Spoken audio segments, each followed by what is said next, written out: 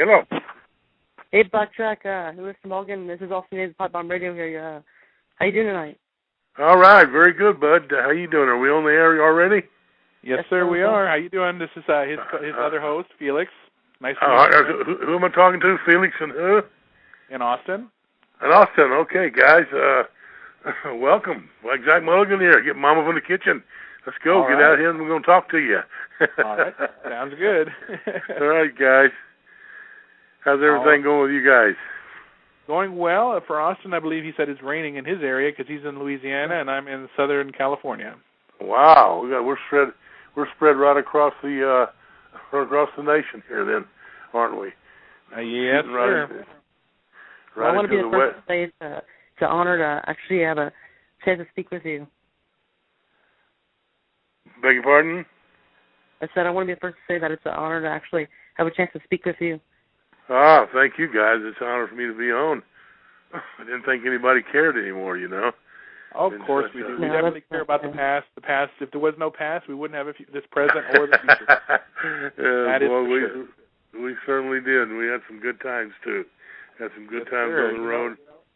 Actually, if you don't mind me asking, I'd actually like to start out by asking, and having such a legendary career that you have had, not just in singles but also as a tag team competitor, how did you actually get your start in professional wrestling, for those who actually don't know or may not, or maybe for the new kids that haven't heard of the Blackjacks? How did you get your start? Actually, I was a football player at UTEP, which was Texas Western College back in those days, and I just got out of the Marines, a couple of years in the Marines, and Laos and over in Guam and over in there. So I went to college, and Bum Phillips recruited me. He was a great coach in the AFL for years and years, and his son, Wade Phillips, was the previous coach of the Cowboys, I believe. But he was the coach that recruited me out of California, actually out of the Marine Corps. They saw me playing basketball. I was quite a basketball player, and made the All-Marine team, and they saw a championship game that we'd been playing, and he asked me to come up here if I played any ball. I said, sure, here's the phone number, give my coach a call. So anyway, they recruited me, like long story short, out to El Paso. I actually could have gone to SC. I had a grant and aid to SC and to LA State, and I was out in Oceanside is where I was, up there at Camp Pendleton, not far from where you're at. Nice. And I started to stay out there, but I didn't. I decided to come on back to El Paso, and the rest of it basically is history. A lot of guys from California, from Orange County JC and all those schools, Southgate and all those guys came to school with me, and we used to wrestle all the time. Of course, Gory Guerrero Senior was there in El Paso. We drove him crazy, trying to break in all the time. Me and a couple of guys, and Chavo was around just then. Chavo and Armando. I believe Armando's out there in L.A. now doing some movie stuff. But I started there. Then they introduced me to Joe Blanchard, old football player, and he was played for Kansas. And Tully Blanchard's dad. That's right. And Tully, he tried me out, and he asked me if I'd move to Corpus. And I've been playing with the Jets in New Orleans, and I'd broken my leg like that kid. Ironic as it may be, I had the same compound fracture that kid had last night with Louisville, and my stocking came right through there. Did you guys see all of that? Any of that? Yeah. What's his name? Larry Ware. Wait, I know his last name. I don't know his first name though. Right. Had the same kind of fracture, and I tried to come back, but I really just didn't have the speed to do it then. So Joe called Wahoo, which I knew from previous. Wahoo was from a little town over in Midland, and I was from a little town called Odessa. And we were, he was like a senior when I was a sophomore, and so I knew him from football. So he introduced me, and I had a promoter by the name of Floyd Emerson. All this was happening down in Corpus Christi, Texas, because Joe was the promoter there, and in San Antonio also. So I trained there for had about 50 guys. I was very lucky. I had about 40 or 50 guys I got to train with. A lot of the Mexican wrestlers. I got to meet El Santo, the old timer there, Mil Mascaras, and a little Ruben. I can't pronounce his last name now. Gino Garcia, and so many guys trained me down there. I worked every night for 6 months in this old building. It was an old tin building, and it must have been 140 degrees in there. I mean, I was slim, trim. It really cut me down. So anyway, long story short, Joe broke me in there, and he called his friend Vern Gagne, and who was running the AWA then. Yes, sir. And Vern came down and gave me a tryout, and he signed me to a contract, and like a 3-year guarantee. And I couldn't believe it. Yeah. I was one of the few guys that got contracts back in those days, and I loaded up and went to Minnesota, and only spent 2 years of it training, and they deemed me ready to go, because what I would do there, he gave me this horrible job of what I would do. He ran shows every night in Minnesota. I mean, the summers were just full, two or three towns a night. It was really a red-hot territory. You had Red Bastien, Billy Red Lyons, Edward Compantier, Maurice Vachon, Mad Dog Vachon, Butcher Vachon. Wow. Just Bruiser, Crusher, Billy Robinson. The list went on and on and on. So many legendary. Graham. Wow. And every night I got to work with these guys. How cool is that? The way he trained me was like I'd go with the ring guy, I'd have to help put the ring up, which I hated. And I said, I'm a football player, not a ring guy. He said, you're going to learn this business from bottom up. And literally I did. And what I'd do, I'd get up and I'd get my wrestling gear on, I'd wrestle the first match. Then I'd come, some of the other guys would do the refereeing. Then I'd come back and get my referee suit on, I'd referee the next 3 or 4 matches. So I worked all night. And then at the end of the night, I had to settle the house up with the promoter and tear the ring down and come home with the money. And I'd be out on the road a week or so at a time. He trusted me really with a lot of money a lot of times, but really broke me in. I really learned how to do it. I mean, so some nights what would happen in some of those towns, there were so many of them, you get so much experience refereeing that when somebody didn't show up, I mean, say a main eventer didn't show up, well, I got to go back to the dressing room. I never took my tights off. I did a refereeing, and then I came back out in the main event with like in a tag match. So I really got to learn fast. And I was broke in by probably so many guys. It's really hard to believe. And I get this call, and I was told to go to my room and wait in my room. We're in Grand Rapids, North Dakota, I believe, an old hotel up there. And Brad Bastien said, you need to be in your room by 2 in the afternoon. Somebody's going to call you. So the phone rings. And he said, hi. He said, my name's Vince McMahon. Wow. Said, sure, really it is. Yeah, right. I didn't believe it. It's senior I'm talking about now, not junior. Yes. Yeah, and I said, I got it. He said, oh, it's me. Don't worry. He said, I want you to come in for me. And he said, I got a spot for you. And I said, really? I said, I just figured it was underneath or something, opening matches or something. He said, you really got some real good reviews on you, rave reviews from top guys. He said, they really, really like you. So let's get something going. He said, I'd like your name to be Mulligan, after an old fighter by the name of Jerry Mulligan, who, they needed something anti-Italian, anti-Puerto Rican, and nothing more anti than a Mulligan, an Irishman.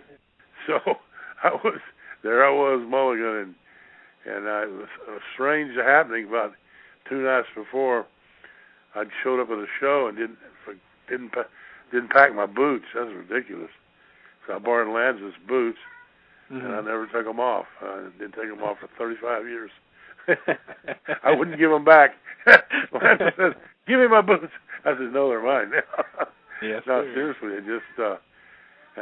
But I approached him with the idea and told him, I said, what do you think? I'm sorry, my cat's... Hold on a second, guys. No problem. cat's going crazy over here. I'm sorry, guys. Now you're on national radio, I guess you know. Not a problem. Not a problem. But I told Lanzo about it, what I thought about it, and he said, "Sure, go for it, because I'll have some plans for you." So it was Blackjack Mulligan, simple as that, and happened that fast. And I went into New York and opened in the Garden in 1970 with Bruno Sammartino. I think I opened with Morales. I'm not sure when the Garden opened up. I have to check the record books back. Memory's getting low. That's been about 40 years ago. Yeah. but I had a heck of a run there, guys, as a single, and then the fatal night up there in '71, got stabbed. The stabbing. Wow. We really had some heat going in that ring, guys. I mean, yes, you did. I heard. Back in those days, you didn't. I'll try to explain to all the guys possibly listening. You couldn't fight the crowd. I mean, the old timers wouldn't let you fight the crowd. Like run over and kick the ropes and pose. You couldn't pose. Oh, if you posed, you got your brains beat out by Vern Gagne.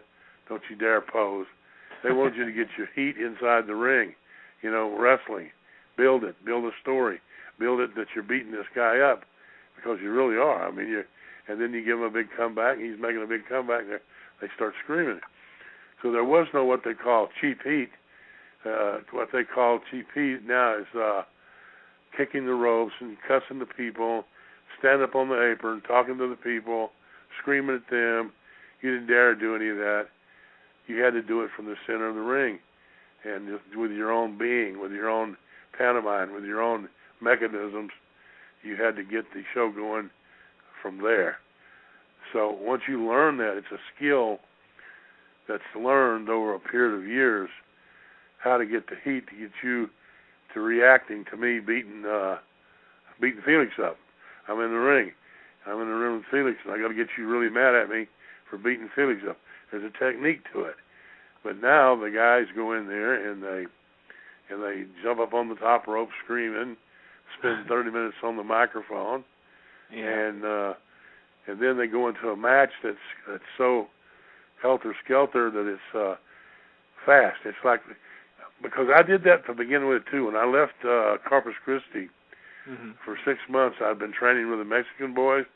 Yep. I was bumpy and jumpy like that.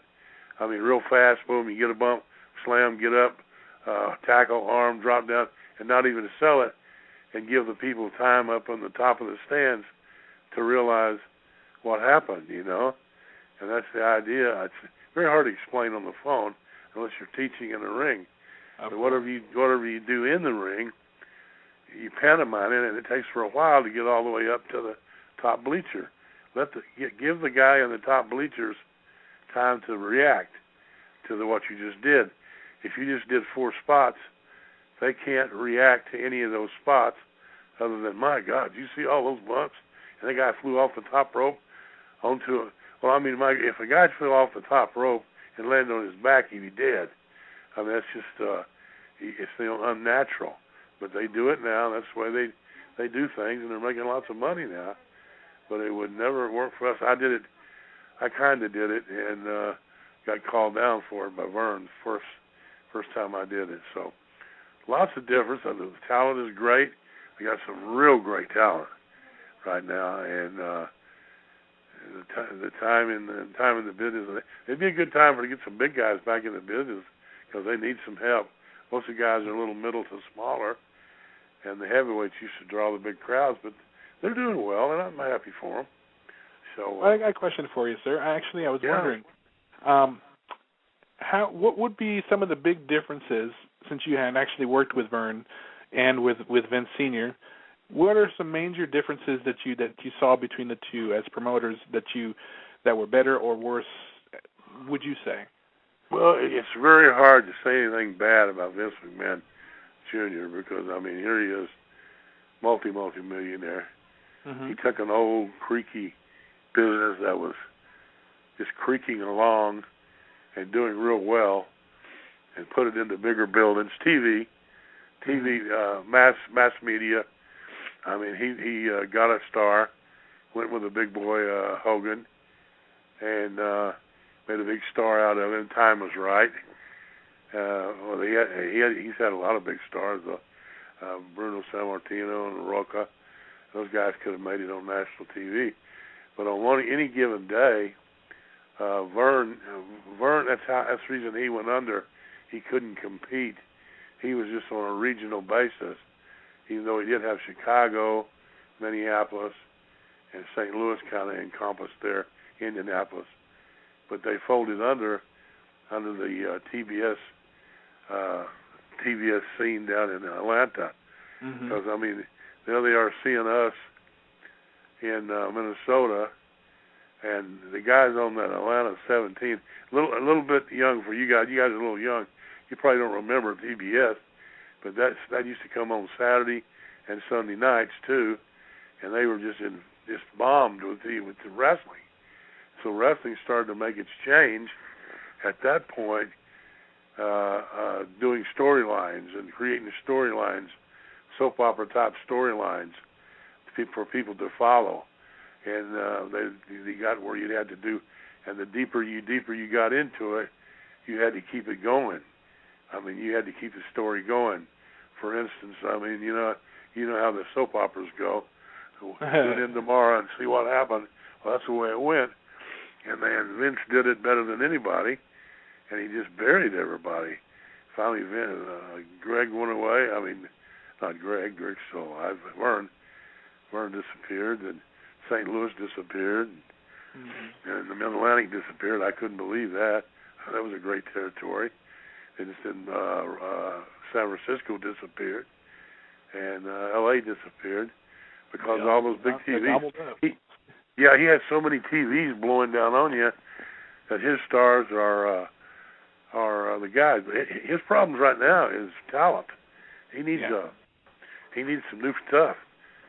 And this theory of this business is just like any other business. I mean, in the movie business, the old big fat guys, the old heels, were big and ugly, and the baby faces are young and pretty. Yeah. Now he's got everybody young and pretty.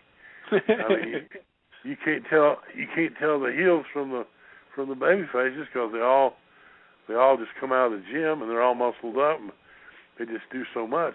Nothing wrong with being muscled up and everything, but if you could create a storyline with it and had been trained a little bit, and but there's a place for, I guarantee you, in every city in the United States right now, there's some big guy that can take you, and he doesn't look like Cena either. You know, he's some big old guy that'll give you a pancake. So he needs to go back to that a little bit.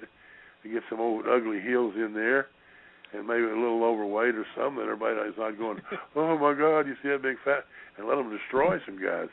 Exactly. There was a guy that could just almost beat everybody, was a guy named Jerry Blackwell. I don't know if anybody remembers him.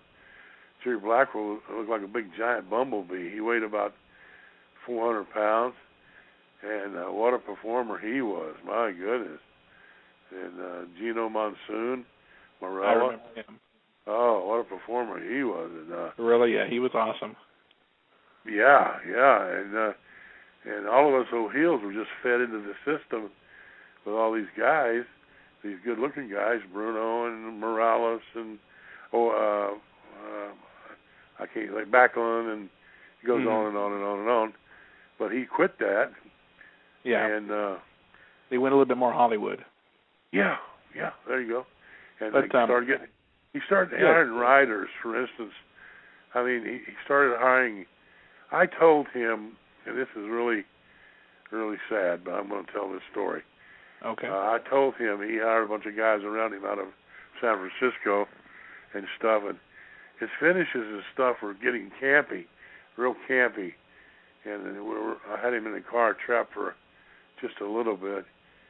And he said, you need to change it a little bit. I said, well, because he was having me do interviews for rock and roll.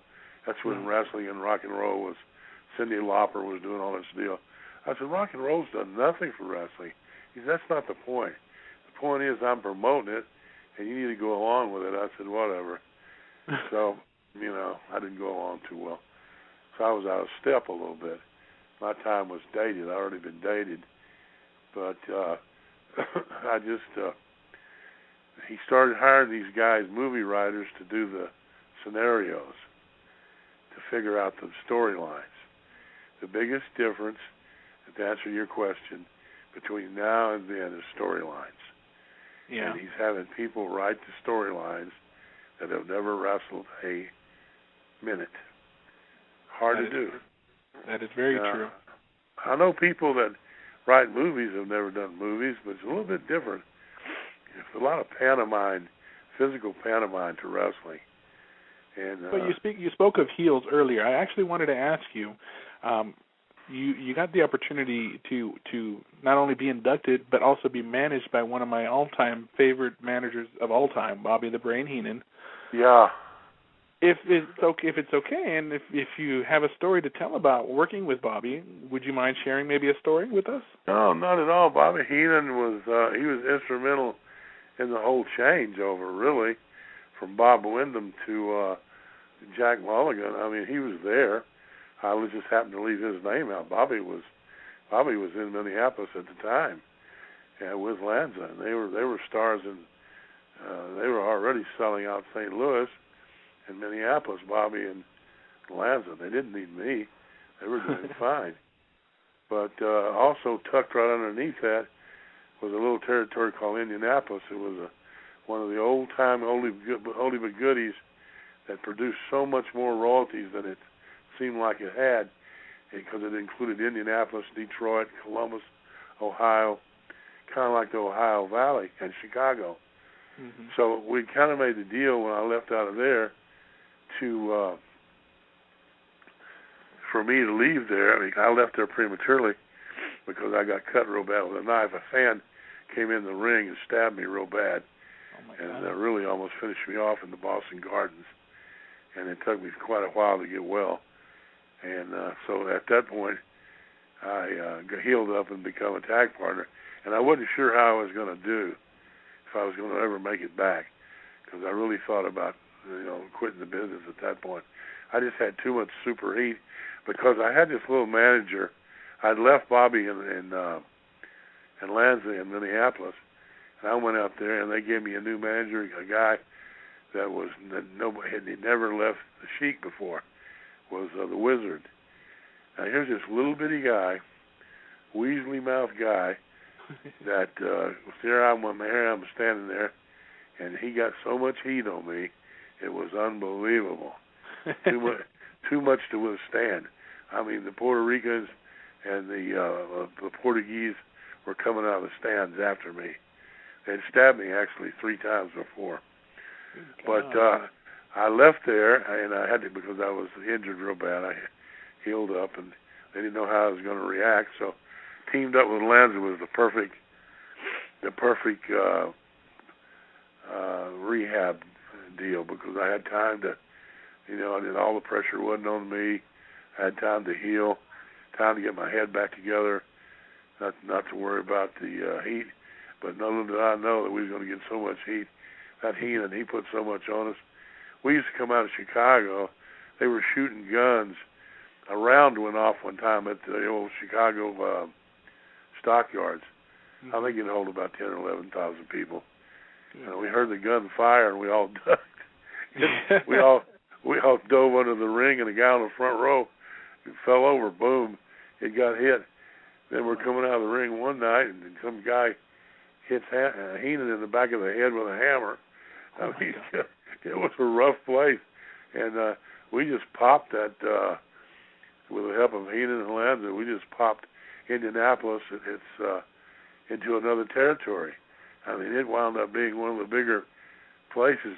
At one time, I told Lanza one time, we did 7 straight shows, sellout. I said, we got to be the number one drawing people in the world right now, because we went from Indianapolis, Chicago sold out, Indianapolis sold out, Ottawa sold out, Toronto sold out, and we swung back around Columbus, and we had 7 straight shows, sellouts.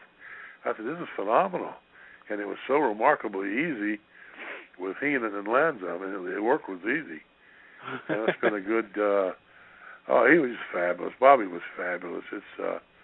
I'm sorry to hear what's happening to him. we don't stay in touch a lot, but I really care for him. Hope he's all right. I think I think if anything, he takes so much pride in the fact that people still like to get to know him and know who he was and what he's done, and he gets a kick out of that. I think he loves that, and I don't think people will ever get tired of talking or even hearing stories about Bobby because he was just so good. Yeah, he really was. He was an exception. He was an exception. He was an only kid, and he was kind of a lonely kid, and it all came out in his work. He just fantasized people with his promos, taught us all how to promo. Yes, and I stole half his promos from him. and Thunderbolt Patterson's. Me and Dusty Rhodes were the first guys, and that's another thing was our promos. These fellas now don't put any time into study in their promos. You can't just get up there and blab. Yeah. You got to have a story in the promo, and it's got to lead to the next promo. Yeah. Like if you're promoing, say I'm out in California next week, and I'm on this radio on this telephone doing a promo for California. I got to be really firing up. I'm going to be Felix. I'm going to be out there. I'm going to whip all those Marines as I go down the street down there. Then I'm going to jump all them Swabbies. I'm going to beat all them up too. Then I'm going to go out there to the Arena Civic Center. And I'm going to whoop everybody out there too. So I mean, you got to know a little bit. You just build it up, see. Yeah. And it works that way, and Bobby can teach you that way, and I learned that way, Dusty learned that way, Billy Graham learned that way, and we carried it on another step further, and it was called kind of the soul, we call it the soul promo, like a black guy kind of talking through a white guy. There you go. I heard a guy down the hallway talking one time. I'm in Honolulu. I went to Japan, and I heard this guy doing this promo. And I said, my God, I could hear it. So I walked up and I looked around the corner, and it was Thunderbolt Patterson. You guys probably remember him. He was awesome fella. And I stole that promo from him, and I carried it. I always give him the credit for it, because he could cut him and Curtis Iakea could cut some serious promos. The guys now, I mean, Vince can put you out there for 15 minutes. And what the guys have forgot, when the promoter gives you 10-minute time to go in the ring to get yourself over, you need to be prepared like a movie star to get yourself over. Yep. You need to be able to say what you need to know what you're going to say. You need to do what you're going to do without hesitation, and do it. And do it a little bit better than the next guy. And that's what you have to do. You can't just throw some kind of chicken stuff up on the wall and expect it to come out. I mean, it's got to be right. And that comes with experience. And all they need is a good, strong 2 or 3 heels, and they're right back. Vince is, I think probably the kid that's running the place now is going to do a good job. Triple H. I think he will too. I think I hope he so. Because, I mean, these guys need a place to work. And I'd like to see it split into a couple territories, but it's never going to happen again.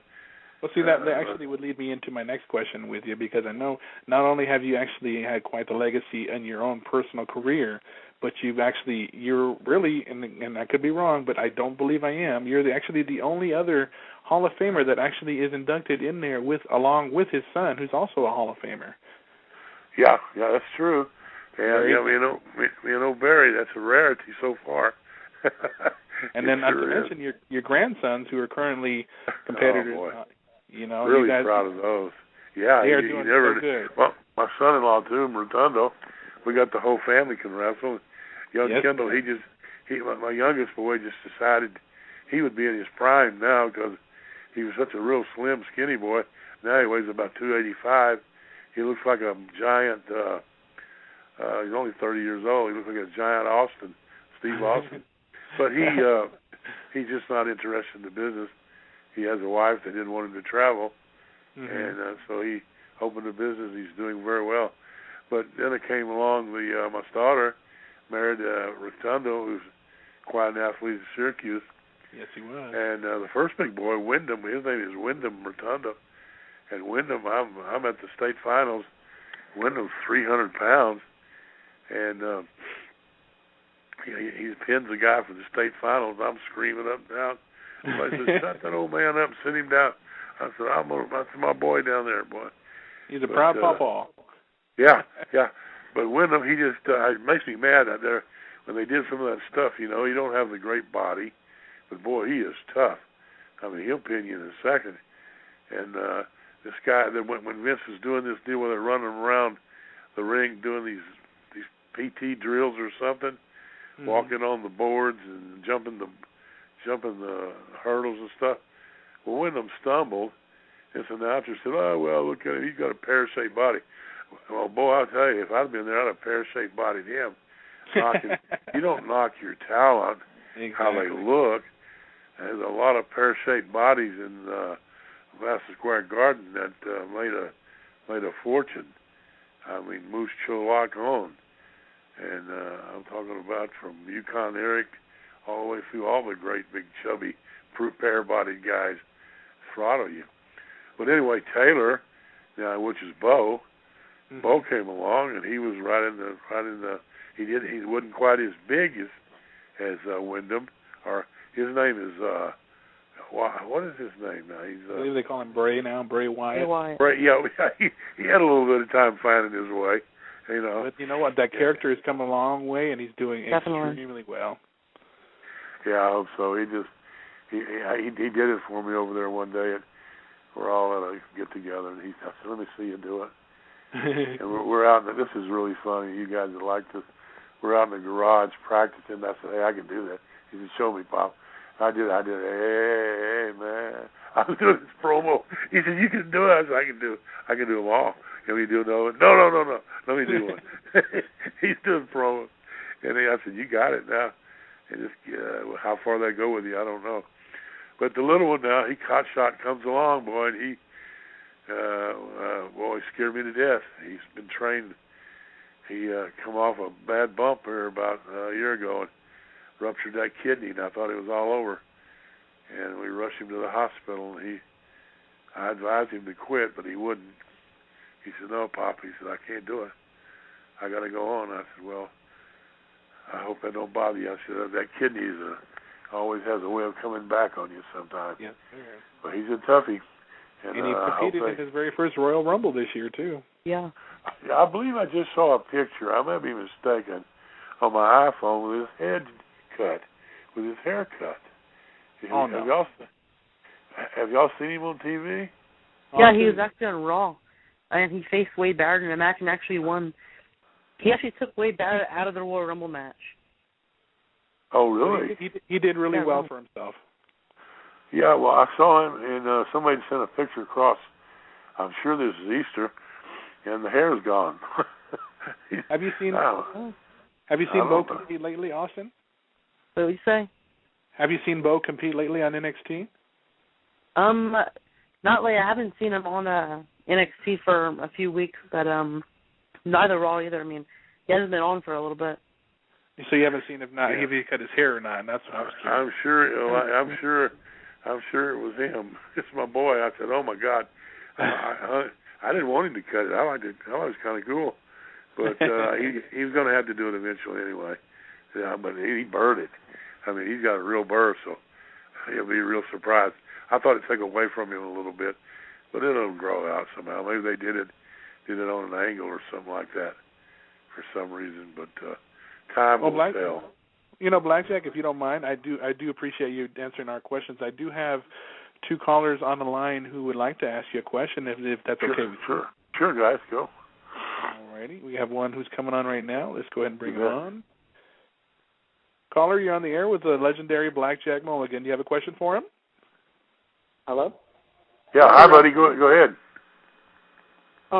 Throughout your entire career, your amazing career, you've been a part of the Blackjacks and all, and my question is, who would you say the team you faced, you've had the best chemistry with in ring work and all, and basically who's the best? Wow. Okay. Best chemistry? Oh, my goodness. The thing about Bobby Heenan being there never was a bad one. And that's hard to say. I mean, it was like, there was a song, Magic Moments. with Bobby ringside, everything was chemistry. I mean, the matches went so easy and smooth. I'm going to give you an answer, but I can't pick out anything that was just horrible. A guy named Patty O'Barrett, we had a horrible match one time there, but Bobby wasn't there with us. Patty Barrett and it wasn't Danucci, it was Barrett and somebody else, some other guy, old timer. But no, I can't. We had so much charisma going. The magic ones were with Red Bastien and Billy Lyons and Maurice Vachon, but then the big ones, the big ones that we drew out Soldiers Field was Bruiser and Crusher, and those were the real magic moments. We did 12, 15 straight matches with those guys. I'd lost 11 matches over there in Chicago, and I told Bruiser one night, I said, "Hey, don't you think it's about time I won a match?" "Oh, no, let's don't kill a good thing. Geez," he said, "everything's going fine." I said, "Okay, that's the way you feel about it. You're the boss." But we were really rolling good there. We did an angle where there used to be a little guy, partner that's on the phone there. His name was Little Bruiser, and he looked just like Bruiser, and he had his hair blonde and everything. And we took him to TV, and I picked him up and slammed him, and I pressed him. And the little rat weighed about 170 pounds, but he's only about 4'1". He looked just like Bruiser. So I picked him up over my head, and we had this real good mat, soft mat, and I dropped him on him, boom. It looked like he killed him. He started foaming at the mouth and bleeding at the mouth, and Bruiser picks him up, and he's holding him in his arms, crying, and the camera shoots in on him. Bruiser's crying, and the little guy's crying, "I'm gonna kill you! Oh, you kill me!" So anyway, we did that angle, and that happened on a Saturday night. So it showed on Sunday. So I inadvertently wasn't even thinking about it. I go to a 7-Eleven, went to get some gas, and got a cold drink or something. And I walk in, the lady throwed the stuff back at me. Said, "We appreciate you don't ever coming back in here." I said, "What?" "You filthy pig, slam that little midget, you dirty rat. Get out of my store." I went, "Gee, holy moly, this thing's working." I had to be careful. So, and of course, he got into it, laughing about it, getting the follow-up TV. "Yeah, we got even with you. We slammed that little midget, that little creature of y'all. He won't be walking around anymore." So, yeah, I'd say Bruiser and Crusher, buddy, okay? All right, thank you for the answer. Yeah. Thank you for calling in. Hard to say. It's so many. There was the ones with the Vachons were great, and the ones with Bastien and Lyons were fantastic, and Carpentier and Dino Bravo and Edward Carpentier up in Canada. Oh my God. Awesome matches up there. Somebody else there? Yep, we got another caller. He's our good buddy. His name is Matt. Let me bring him on right now. Matt, you're on the air with Blackjack Mulligan. Do you have a question for him? Yes, sir. Yes, I do, Felix. Hi, Blackjack Mulligan. My name's Matt, and I'm a huge fan of yours. What was it like tag teaming with the wrestling god himself, John Bradshaw Layfield? What was that question, guys? I missed it. He said, what was it like tag teaming with John Layfield? Yeah. Well, I didn't. That wasn't me. That was Barry. That was Barry that tagged with him, and when they remade the Blackjacks. Yeah. But Barry talks about it, and they did good. They traveled. I met John. John's a nice guy. He's really a great guy. I know him. John Bradshaw out of Texas. Yes, and sir. He's retired, traveling the world now with his money. Yeah, and he's also climbing mountains too. Yeah, exactly. They have.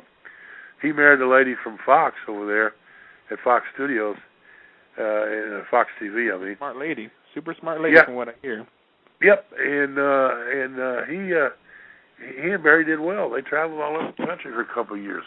I don't know why they did away with that.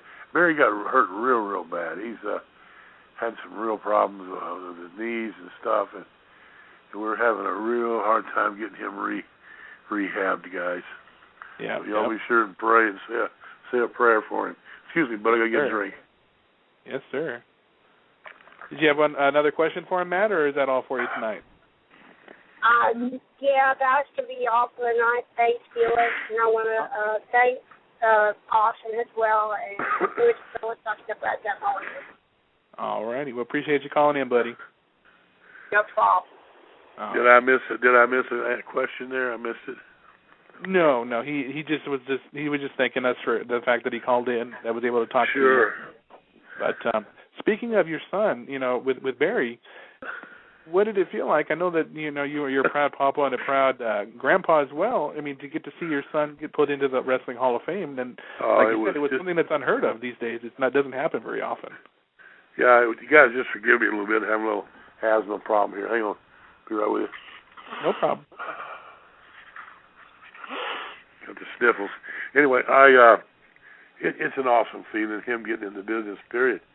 I mean, Barry was, he was a natural. He was going to school out at West Texas State, which was kind of tradition for everybody.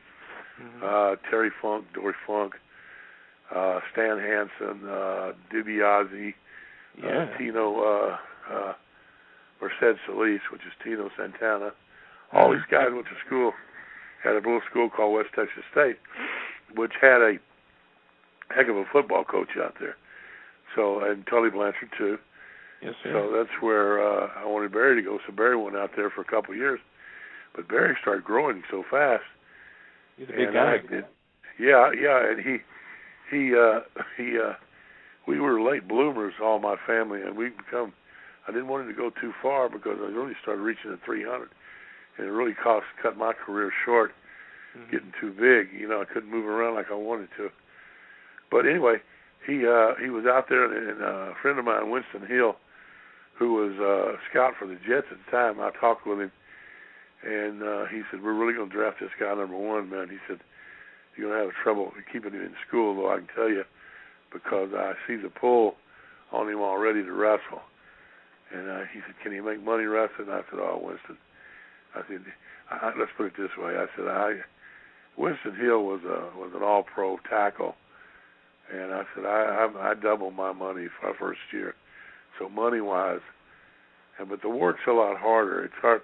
I mean, you only have 12 hard games of football, and you're not facing Merlin Olsen every night, but it's hard. I mean, everybody keeps talking about this and that, how fixed it is.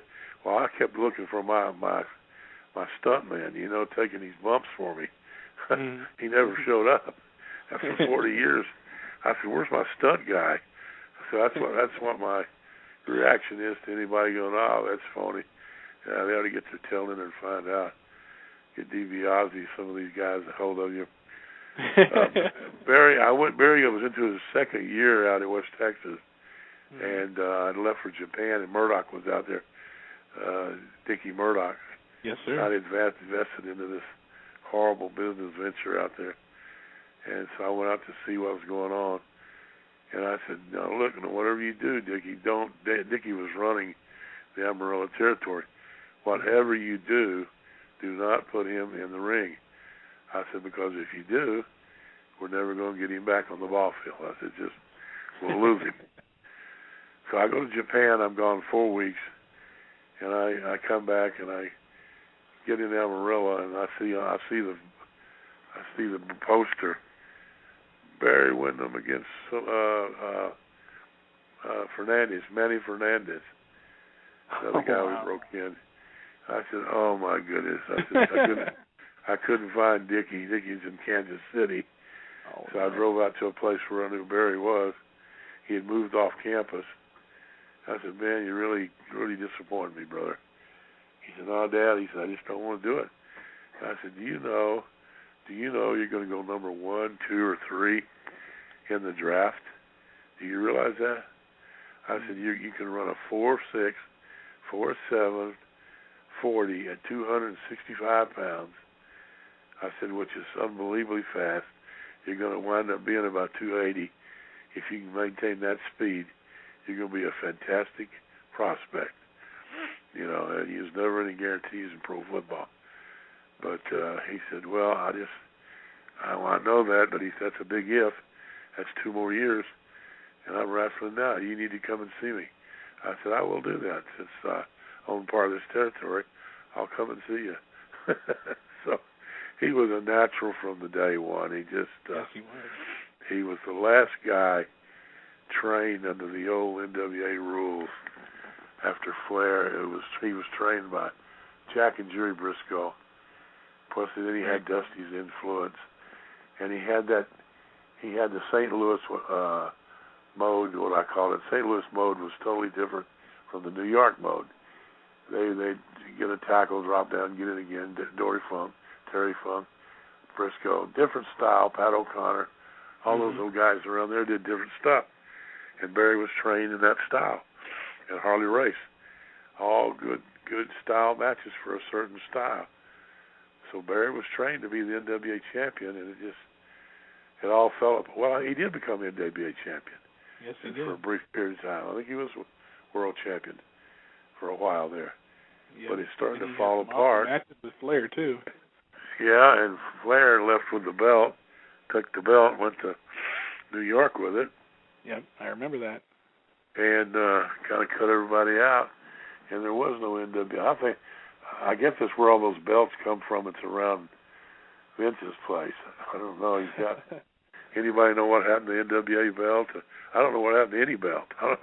From what I've heard, and this is, I don't know how true it is, Flair actually had one of the belts, the original belt that he had carried, and I believe he may still have it unless it's gone. I don't know for sure, but last I heard, Flair had one of the belts. Right. Yeah, I know that Barry had won that belt, and I'm not sure which version of it down there in Atlanta when Jim Crockett, just before Jim Crockett folded up. Yeah. What a nice territory that was. Yes, sir. And God bless Flair. They're having a real hard time right now in that family. I want to really say a prayer for those guys. And yes, sir. That young boy Reed was he was a fine boy. Yeah. And all I can say is to the guys out there, I mean, it's not that we didn't have any of that stuff around. We did. It was always around. Yeah. You know, I mean, I can remember being in St. Louis one night, and it really could have happened to me. And because wrestling is you're in a different town every night. It's a party every night. And the Bible says you don't inherit sins of your fathers. Then again, it says you do. Mm-hmm. But maybe it's more like monkey see, monkey do. You know what I mean? That's true. However your father acts, you act. Maybe. I don't know. But I know. Prayers are sent to the Flair family, that's for sure. Yeah, maybe that's hard advice for everybody out there, but guys, you can't, all you youngsters, man, heroin was a hard way to go. Yeah. But, I mean, the cocaine was free and marijuana was freely flowing, and you'll lose your career because there's no place to go anymore. Used to, you could screw up or mess up, and you could get a job, but the word would get around eventually that you were a doper, and you would get fired. Yeah. And it's such a hard business. You get hurt so bad that you just have a tendency to take painkillers because, I mean, I went in the ring so many times hurt that I just didn't think I couldn't even walk to the ring. Once I got to the ring, I got into a halfway performance and got out of there. I can remember probably over my career 10 times where a normal man wouldn't have made it, but it was around, and there's always these doctors around. These are the guys they got to stop. Writing these guys, these oxy. I hate to start preaching here, guys, but you got to stay away from this oxycodone stuff. Mm-hmm. And I mean, these guys take 50 of these at a time, and I got a picture here in my room. It's the West Texas Roughnecks. And let me give you the names of those guys. I remember them. I do. I do, and I believe Kurt was one of them, too. Left to right is Kendall Windham. Next is Purdy Boy Henning, Beautiful Henning. father's a friend of mine. Yep. Next is Bobby Duncombe. I remember him too. And next is Barry. And they're gone. And it's so sad. I mean, so sad. And so you guys out there are working hard. I know it hurts, but we all went through it. I mean, there's not any bump that you hadn't done that I hadn't done at 260, 70, 80 pounds when I was in shape. I mean, you're going to get hurt, but don't take those pills. I mean, aspirin, you got to do it. Just get that heat and ice on it and cure yourself. Go to the doctor, get you a good chiropractor or a good masseuse. Yeah. Stay off those pills because Vince won't take you. I mean, there's no place to go now. I mean, they pre-test you, guys. They pre-test you going in, and if you P-test bad, you're gone. And especially after this incident this week with Reed, it hurts everybody real bad. And I don't know if Rick will ever. And gosh dang it, Rick was just got hurt himself. Yes, after all these years of blood clot or something. That's what they had talked about, some kind of blood clot in his leg that prevented him from being I just know. I hadn't spoke with him. We haven't really communicated in years because I went such a different path in my ministry and things that I just kind of dropped out of wrestling. I don't hardly even make appearances anymore. This is probably the second radio that I've ever done, period. And we do thank you for that, by the way. Yeah. I felt like I should do it, and I wanted to do it for you guys.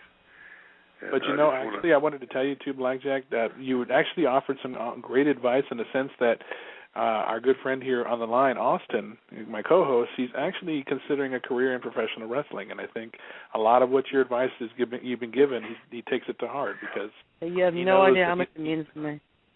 Yeah, you just got to. But Austin, where are you working out at? Whose gym? Oh, I work out of my house. I don't really go to a gym, but I'm be turning 18, and I'll be heading off to. I don't know if you ever heard of it, but it's called Wildcat Pro Wrestling Center. It's in New Orleans, and the main guy that does it is Luke Hawks, and I'm gonna be training with him when I turn 18. But I'm very serious about it, and I have a lot of respect for this business and a lot of respect for you too. Well, good. Just there's a good school over in. Where'd you say it was? New Orleans. In New Orleans, yeah. Well, who's the guy there? Luke Hawks. I don't know if I know him, but anyway, I'm sure I do. But anyway, there's Boogie Woogie man who runs a school out here in Virginia. Old George South runs one up in Charlotte, and then Harley Race runs the big school. That would be the premier school. If you can get in there, it's hard to get placed up in Harley's school.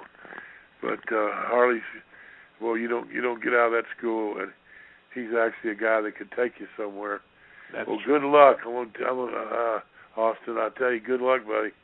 Just get in there and train hard, and don't try to push heavy on your iron when you're going through the school, because it's be so hard. Just cut your workout down to about 3/4 or half, then get through the school. Then you can pump up a little bit, because you want to be stretchable, and you want to do a lot of stretching, and maybe even a lot of. I don't like yoga, but I like a lot of the stretch, a lot of football stretches, yoga stretches. Yeah. That's the main thing, is stretch those things out, and good luck, buddy, and keep me posted on your career. Yeah, I definitely will. Yeah, for sure. And there's a school out here, Dusty runs, well, no, not Dusty anymore, but I don't know, Vince runs this school here in Orlando now. It's Tampa, actually, NXT. Yes, sir. Yes. So, yeah, actually out there. Yeah, hope to see you here. Yeah, one of these days, you guys. Yeah, I definitely will be. I'm no doubt in my mind I'm going to be. I'm a very confident person, and this is the only thing I've wanted to do in my life. I don't want to do anything other than professional wrestling. I mean, I have a lot of. That's what it takes. That's all it takes is desire. And then it's a long way to the forum, but I'm going to tell you something. with your attitude, that's all you want to do. You'll get in there and you'll do it. Just get yourself in the best. Give yourself what do you weigh? How much are you, Austin? 270 right now. 270? Yeah, 170. That's what I meant. Sorry. 270. My God, you're ready to go right now. Well, I weigh 170 pounds right now. Yeah, are you tall? Not really. I don't know my height, but not really. I mean, I'm not short or anything. Well, how tall are you? Okay. All right, you just go out there and give it your all, and you'll be fine, buddy. Don't let anybody tell you, and don't. You got a real good attitude, and go for it and have some fun. The main thing is try to have some fun doing it. I did. It was brutal, and I had fun. I'll tell you that. I mean, not anybody can get into pro wrestling because you have to have a certain mindset. I believe I have that mindset. Excuse me, guys. I got having an asthma attack here. I may have to run. That's okay. You know what, though? That being said, Blackjack, we want to thank you very much for taking the time out of your schedule to just join us. And hopefully maybe sometime down the future we'll have you back on just for a good old chat. Well, I certainly appreciate it, guys. Felix and Austin, God bless y'all now. And keep your head up and go get them, okay? Thank you so much again, sir. Thank you so much. Thanks, guys. All right, bye-bye. Bye-bye.